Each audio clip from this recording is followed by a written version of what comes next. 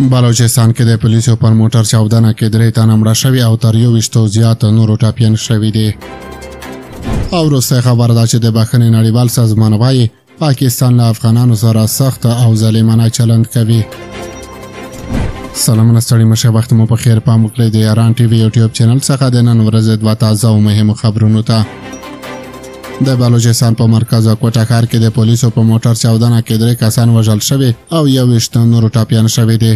دغه پیښه په بلوچستان کې په پراخه کچه د پاکستان د پولیسو او امنیتي ځواکونو له هدف ګرځونې سره هممهاله ده چې په ځینو مواردو کې د پنجاب اوسیدونکي هم پکې په نښه کیږي. د پیښې په تړاو د پولیسو جراح ډاکټر ډان ورځپاڼې ته ویلي 3 جسدونه سیوان روغتون ته لیږدول شوي او 21 کسان په چاودنه کې ټپیان شوي دي. په ټپیانو کې 4 پولیس هم شامل دي. او وروستی خبر ده چې د بخښنې نړیوال سازمان وایي چې پاکستان له افغانانو سره سخت او ظالمانه چلند کوي. د بخښنې نړیوال سازمان یو ځل بیا د پاکستان حکومت له لوري په دغه هیواد کې د افغان کډوالو د ځورولو، نیولو او له خپلو کورونو د ایستلو په اړه سخته اندېښنه ښودلې او ویلي دي چې پاکستاني چارواکي د دغه ځورونې ودروي. دغه سازمان وایي چې له 2023 کال راهیسې له 840,000 ډېر افغان کډوال اړ ایستل شوي دي چې له دغه هیواد څخه ووځي.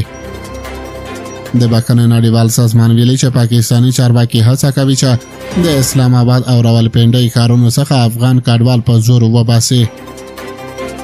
د ملګرو ملتونو د کډوالۍ ادارې د شمیرو له مخې د 2025 کال له پیل راهیسې له 8,000 ډېر افغان کډوال له اسلام آباد او راولپنډۍ څخه افغانستان ته ستانه شوي دي.